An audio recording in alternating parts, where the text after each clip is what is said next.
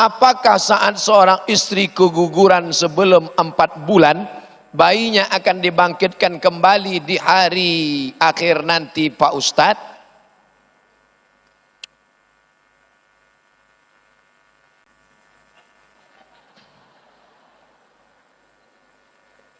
Setiap manusia diciptakan Allah Subhanahu wa taala, inna ahadakum yujma'u khalquhu fi batni ummihi 40 yawman nutfah, 40 hari dalam bentuk sperma, thumma yakunu 'alaqah, 40 hari dalam bentuk darah menempel di dinding rahim, thumma yakunu mudghatan mithla dhalik, 40 hari dalam bentuk segumpal daging, 40 hari air, 40 hari darah, 40 hari daging, 40, maka dia menjadi 120 hari.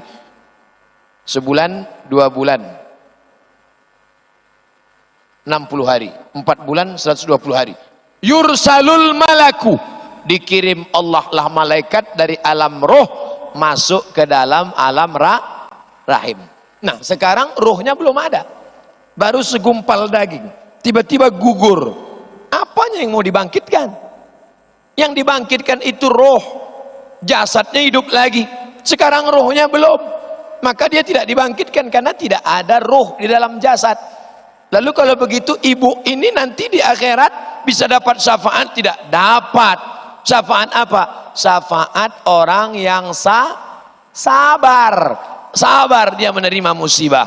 Alladzina idza asabathum musibah, orang yang ditimpa musibah, qalu, keluar dari mulutnya, inna lillahi wa inna ilaihi rajiun. Apa balasan yang diberikan Allah untuk dia? Innama yuwaffas sabirun, mereka yang sabar keguguran kehilangan anak, ajrahum, balasannya bighairi hisab, tak dapat dihisab, tak dapat dihitung. Hai ibu-ibu yang keguguran, sabarlah kalian. Hai bapak-bapak, berikan istri kalian kesabaran. Mereka sabar, jangan dimarahi. Itulah kamu lompat-lompat kan, jatuh ya kan. Apakah saya berdosa bila teman baik saya berhutang uang pada saya, namun saya tidak menagihnya karena saya ikhlas melihat dia serba kekurangan dalam hidupnya? Ini yang paling bagus saudaraku. Hutang 3. Yang pertama, catat Al-Baqarah 282. Ya ayyuhallazina amanu, hai orang beriman, idza tadayantum, kalau kalian menjalin transaksi hutang piutang, ila ajalin musamma, sampai batas waktu tertentu, faktubuh, tulis. Kapan kamu bayar? 1 Januari 2019. Oke. Sampai 1 Januari 2013, ayat yang kedua. Bayar, tagih dia, tanya, kapan kamu bayar?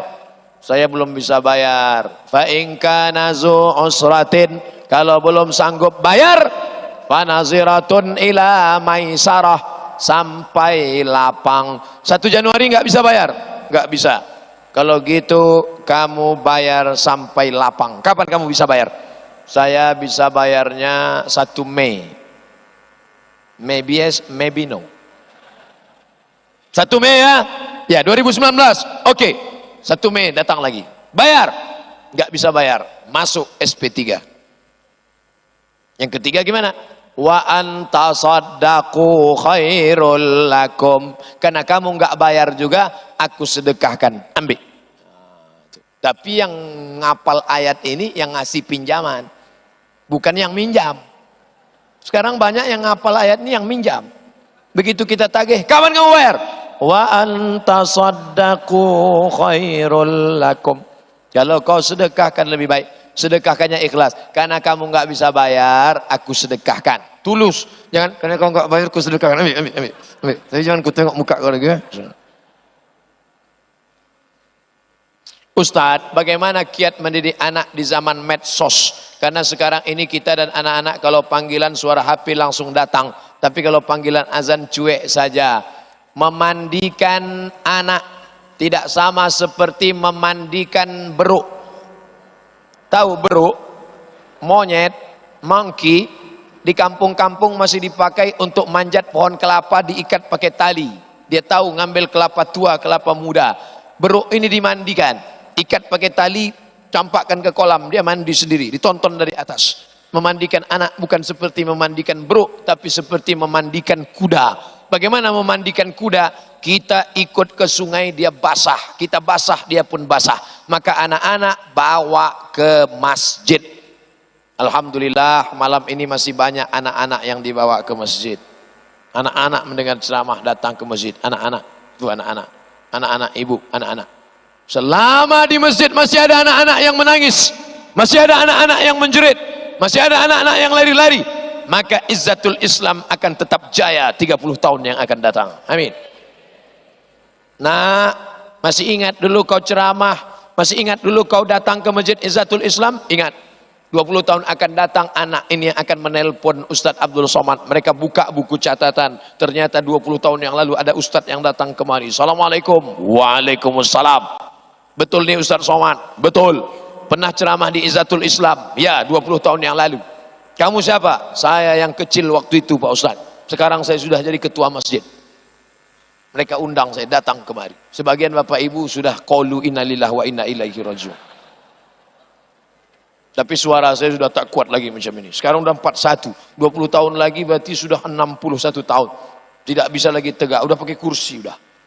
Assalamualaikum warahmatullah. Pengajian kita malam ini adalah mengingat sakaratul maut. Tapi saya bangga. Kenapa? Yang dulu lari-lari, yang dulu lompat-lompat, selamat mereka dari zina, selamat mereka dari narkoba, selamat mereka dari sabu-sabu, selamat mereka dari pergaulan bebas, selamat mereka dari syiah, selamat mereka dari sekuler, selamat mereka dari liberal. Kenapa? Dibentengi di Masjid Izzatul Islam. Allahu Akbar. Dari takbirnya nampaknya belum ngantuk.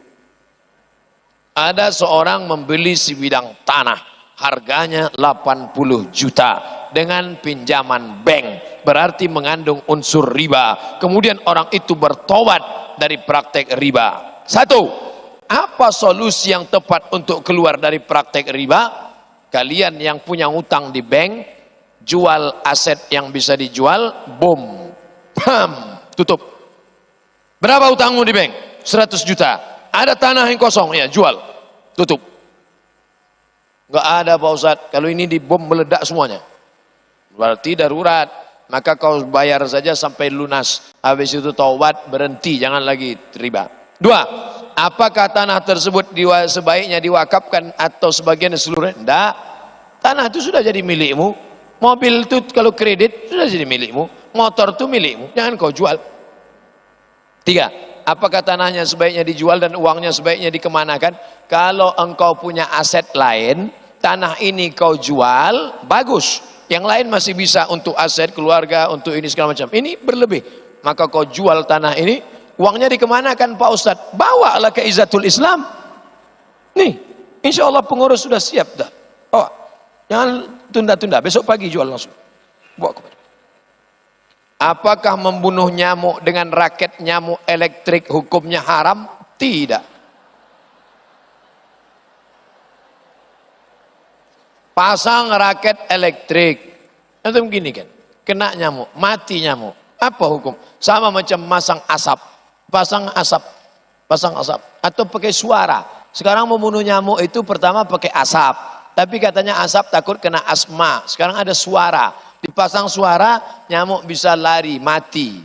Ada suara, kita nggak dengar, tapi nyamuk dengar. Nyamuk aja yang dengar, kita tak dengar. Yang ketiga pakai elektrik, lalat juga di rumah-rumah makan itu dipasang warna biru, masuk lalat ke situ, lalu kemudian mati. Apakah itu berdosa? Tidak. Kenapa orang mengatakan dosa? Berkaitan kami pernah dengar adanya dalil tentang tidak boleh membunuh binatang dalam kondisi hidup. Jadi binatang apa yang dibunuh tak hidup? Apa dalil boleh membunuh binatang yang mengganggu? Uqtulul aswadaini fis shalah, bunuhlah dua yang hitam walaupun kau sedang sholat. Dalam sholat, sedang sholat boleh membunuh. Dalam sholat boleh membunuh dua yang hitam. Ular dengan kalajengking karena mengganggu. Tapi kalau binatang tidak mengganggu tidak boleh. Idza qataltum fa ahsinul qitlah. Kalau membunuh, bunuhnya dengan baik. Sekali pukul mati. Puk, mati. Jangan ditangkap lalat, cabut sayapnya satu. Habis itu sabut sayapnya satu lagi, lepaskan. Kasih tahu sama kawan-kawan kau yang lain, jangan masuk ya. Boleh. Tangkap kalajengking, potong ekornya, potong tangannya, cacat seumur hidup. Pak boleh menyiksa. Idza qataltum fa ahsinul qitlah. Kalau membunuh, bunuh dengan baik. Sekali pukul mati. Mati. Lalat itu gitu juga. Lalat itu atau nyamuk itu sekali pukul mati. Jangan kau tangkap nyamuk, kau setrum dikit-dikit. Kau saja habis itu lepaskan, pergi sana. Bayangkan, gila dia seumur hidupnya. Dah, hadis sahih. Idza qataltum fa ahsinul qitlah, idza dzabhtum fa ahsinuz dzabhah. Bagaimana kami menyembelih dengan baik ya Rasulullah? Falyuhidda syafratahu, tajamkan pisaunya. Tapi katanya enggak boleh bunuh pakai api. Itu kan bunuhnya pakai api, enggak boleh. Lihat dulu kronologis ceritanya. Sahabat musafir, dia ambil obor. Lalu ada sarang semut. Di obor dia nyalakan. Dia suka ngelihat semut lari. Tersiksa semut. Semut yang sedang walimah di atas. Semut sedang pilkada. Habis baleho-baleho mereka terbakar. Nabi datang, Nabi marah. Apa kata Nabi? La yu'adzibu bin nar illa rabbun nar. Tidak boleh membunuh dengan api kecuali Tuhan pemilik api. Konteks ceritanya itu bukan di rumah. Dia tidak mengganggu. Mereka sedang musafir dalam perjalanan, di atas pohon kayu ada sarang semut, lalu diganggu. Nabi marah karena mengganggu. Adapun kalau dia yang mengganggu, dia boleh dibunuh, tapi sekali pukulan mati. Mudah-mudahan kita termasuk orang yang rahmatan lil. Seorang perempuan rajin ibadah, rajin sedekah, tapi tidak memberi makan kucing, masuk neraka. Seorang perempuan pelaku maksiat tiba-tiba melihat seekor anjing menjulurkan lidah kehausan, diambilnya sepatunya, diambilnya air, dia berikan minum ke seekor anjing, maka Allah mengampunkan dosa-dosanya. Hadis sahih riwayat tentang Bani Israel.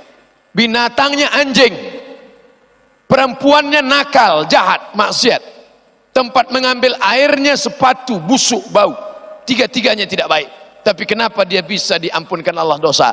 Karena ada rasa kasih sayang. Tapi jangan gara-gara ini besok semuanya beli anjing. Hadis ini ceritanya tentang Bani Israel sebelum Nabi Muhammad. Adapun sekarang, siapa yang memelihara anjing di antara bapak ibu, kalau ada melihara anjing, tiap hari amalnya dikurangi sebesar Bukit Uhud.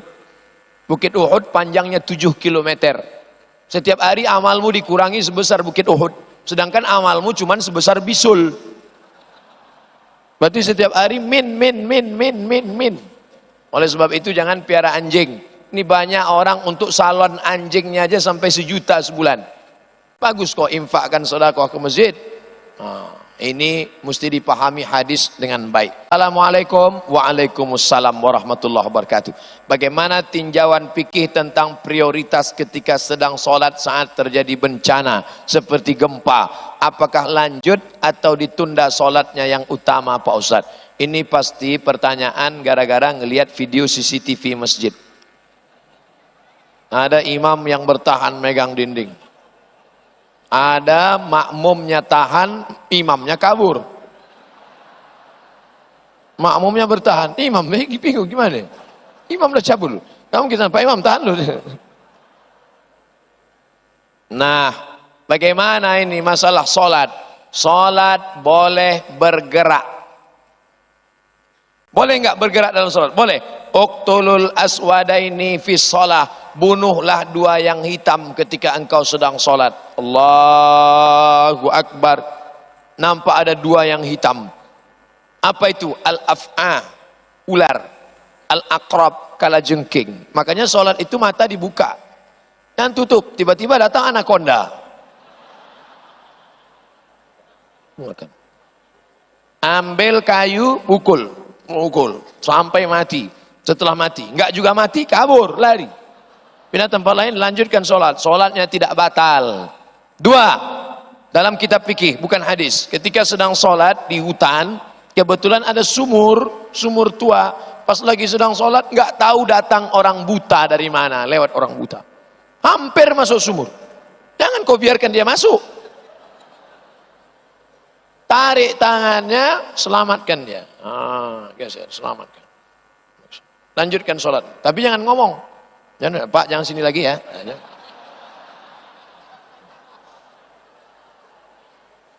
Artinya bergerak dalam keadaan hajat, boleh. Sholat tetap tidak batal. Membatalkan sholat sengaja, bukan karena darurat tingkat tinggi, termasuk dosa besar. Jangan main-main dengan sholat. Ini anak-anak muda banyak yang batalkan sholat, dikit aja batal sholat. Saya Fulan bin Fulan dari Setu, Bekasi. Setu apa Setu? Setu. Semoga Ustadz selalu dalam lindungan Allah. Amin. Saya mau tanya Pak Ustadz, sejauh mana Islam mengajarkan toleransi terhadap agama lain? Ya Rasulullah, ya, itu Ali kerja di rumah orang Yahudi. Apa kerjanya? Menimba air. Susah. Dari Makkah nggak ada duit. Sampai di Madinah Ali menimba air. Sayyidina Ali menimba air di rumah orang Yahudi. Kata Nabi, nggak apa-apa. Itu dalil boleh kerja sama non-muslim. Dua, datang Asma menjumpai Nabi. Ya Rasulullah, ummi qadimat wahiyya raghimatun. Ibu saya datang. Ibunya non-muslim, tak Islam. Dia mau ketemu saya, boleh. Kata Nabi, siliha, silakan sambung tali silaturahim. Apa utiha? Boleh saya beri hadiah? I'tiha, beri hadiah. Itu dalil boleh menyambung silaturahim dan boleh berbagi hadiah. Bertetangga dengan non-muslim, silakan. Sekantor dengan non-muslim, no problem. Tapi kalau sudah masalah akidah, masalah al-wala wal bara, masalah memilih pemimpin, masalah wakil rakyat yang menentukan APBD, APBN kita, tak ada tawar-menawar, amanah. Wala ana abidum ma'abattum wala antum abiduna ma'abud lakum dinukum waliyadin. Saya Fulan bin Fulan, alamat Perwira Bekasi. Pada saat kita berada di Madinah dan Makkah, sholat di depan Ka'bah, niat kita mustaqbilal kiblah atau mustaqbilal Ka'bah. Niat itu letaknya dalam hati, tidak berbunyi, tidak bersuara. Allahu Akbar. Mahallun niyati al-qalbu. Tempat niat adalah hati. Begitu dalam kitab-kitab fikih. Tapi ada orang yang was-was. Hatinya was-was. Jadi dia kalau tidak sholat, Allahu Akbar. Ini sholat isya apa sholat subuh ya? 2 rakaat apa 3 rakaat ya? 4 rakaat apa mukim apa musafir ya? Jadi imam apa jadi makmum ya? Makanya diucapkannya. Sholatnya sholat apa? Usolli fardal maghribi. 2 rakaat apa 3 rakaat? Salasa rakaatin.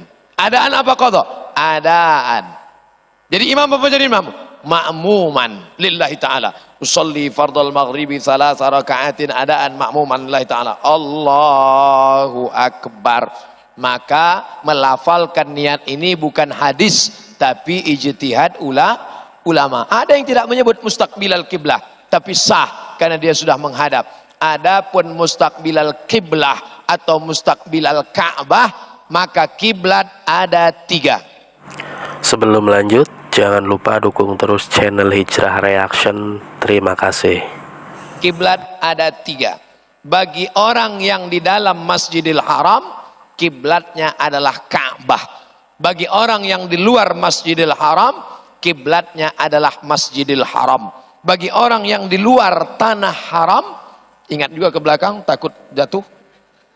Bagi orang yang di luar tanah haram, maka kiblatnya adalah tanah haram. Maka kita yang di Indonesia kalau sholat mustaqbilal qiblah, karena belum tentu tepat ke Ka'bah. Karena Ka'bah cuma 11-15 meter, tidak mungkin kena. Berapa tanah haram? Ini Ka'bah ke Arafah 22 km, ke Hudaybiyah 20 meter. Jadi tanah haram itu panjangnya 20 tambah 22 sama dengan 42 km. Kalau engkau sholat dari Bekasi kena yang 42 km itu ujungnya atau tengahnya, maka sholatnya sah. Jelas? Di dalam Masjidil Haram kiblatnya Ka'bah. Di luar Masjidil Haram kiblatnya Masjidil Haram. Di luar tanah haram kiblatnya adalah tanah haram. Jangan terlalu ke kiri, nanti kenanya Mesir. Makanya arah-arah Fir'aun deh.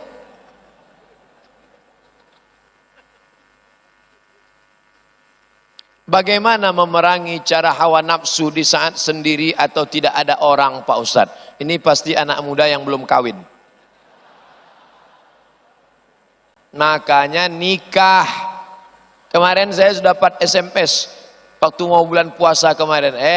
Tong, ini orang udah mau bangun sahur, yang punya istri dibangunkan istrinya, ente mau dibangunin pakai mercon. Man istata'a minkumul ba'ah, siapa di antara kalian yang sudah sanggup menikah, falyatazawwaj, menikahlah. Fa innahu aghaddu lil basar, nikah itu menjaga mata, wa ahsanu lil farj, menjaga kemaluan. Faman lam yastati, siapa yang tidak sanggup menikah, fa alaihi bisawm, hendaklah dia banyak-banyak puasa. Kalau engkau banyak puasa, nafsunya ada, tenaga enggak ada. Nafsu ada, tenaga enggak ada. Bro, ada cewek cantik. Aduh, gua enggak ngeliat dah. Itu yang baju merah, kayak semangka. Katanya mau membangun masjid. Kenapa tidak ada kotak yang dibagi untuk ngambil penggalangan dana? Ternyata di Bekasi orang tidak lagi nyumbang langsung ke nomor rekening berikut ini. Kotak-kotak, kresek-kresek, kantong-kantong yang mau disebar, sebar sekarang. Masih banyak jamaah yang bingung kemana uang ini mau dicampakkan. Masuk. Terutama yang di depan-depan ini ikan-ikan besar semua. Ikan paus, ikan hiu, ikan lumba-lumba. Nah, kalau yang di belakang ini ikan-ikan teri aja nih. Jangan sepele Pak Ustadz, ikan teri pun kalau 1 ton banyak juga itu. Oleh sebab itu maka kerahkan kembali kotak-kotak. Masih banyak saudara kita ingin berpartisipasi. Jangan segan, jangan malu. Mudah-mudahan terkumpul malam ini akan selesai masjid kita dalam waktu yang dekat insyaAllah. Amin. Assalamualaikum Ustaz. Waalaikumsalam. Saya mau nanya, lebih baik masbuk tapi cuma dapat tawarruk, apa nunggu selesai terus buat jamaah baru? Kata Nabi sallallahu alaihi wasallam, kalau kamu menemui imam, lakukan apa yang dilakukan imam. Apa yang dilakukan imam? Lakukan. Imam sedang sujud, ikut sujud. Imam sedang ruku, ikut ruku. Imam sedang tawarruk, ikut tawarruk. Maka sudah dapat jamaah. Ini sekarang banyak saya lihat makmum masuk masjid, imam sedang sujud, dia nyantai buka HP. Setelah imam tegak, baru dia simpan. Enggak, bukan begitu. Apa yang dilakukan imam, ikuti. Imam sedang duduk tawarruk, ikut tawarruk. Walaupun gak dapat, maka dapat sholat berjamaah. Adapun yang membuat jamaah kedua, itu pun ada dalilnya. Apa dalilnya orang yang buat jamaah kedua? Selesai Nabi sholat, Mu'az bin Jabal duduk di masjid. Mu'az nggak pulang, dia duduk di masjid. Datang orang kampung, Mu'az, kamu sudah sholat? Sudah. Kami ingin sholat Mu'az, kami belum sholat. Tapi ingin ngambil barokah, ngalap barokah. Engkau jadi imam. Mu'az jadi imam, sahabat jadi makmum. Mereka buat sholat kloter kedua. Jadi nanti kalau ada orang buat sholat kloter kedua, sah. Hadisnya riwayat Mu'az. Tapi kalau masuk ke masjid ada orang tawarruk, langsung ikut tawarruk. Kenapa? Karena hadis Nabi menyebut kalau masuk masjid lakukan apa yang dilakukan imam. Saat ini Indonesia sedang mengalami banyak ujian dari Allah. Gempa Lombok, tsunami Palu Donggala, timnas kalah 2-0 dari Jepang. Pesawat Lion jatuh. Bagaimana menyikapi bencana yang sedang bertubi-tubi ini Pak Ustadz? Kita doakan yang kena musibah supaya sabar. Keluar dari mulutnya inna lillah wa inna ilaihi raji'un. Adapun kita yang masih sehat, pahami itu. Pertama, doakan mereka. Yang kedua, terus amar ma'ruf nahi mungkar. La ta'murunna bil ma'ruf, ajak orang berbuat baik. Wala tan'aunna 'anil munkar, larang orang dari buat mungkar. Kalau itu tidak kamu lakukan, la yushikanna ayab'atsallahu alaikum iqaban, Allah akan menurunkan hukuman, bencana, musibah. Tsumma tad'unahu, lalu kalian berdoa beramai-ramai, fala yustajabu lakum, doa kamu tidak dikabulkan karena tidak melakukan amar ma'ruf nahi mungkar. Kalau ada orang pacaran, suruh dia berhenti. Yang pacaran-pacaran, buanglah mantan pada tempatnya.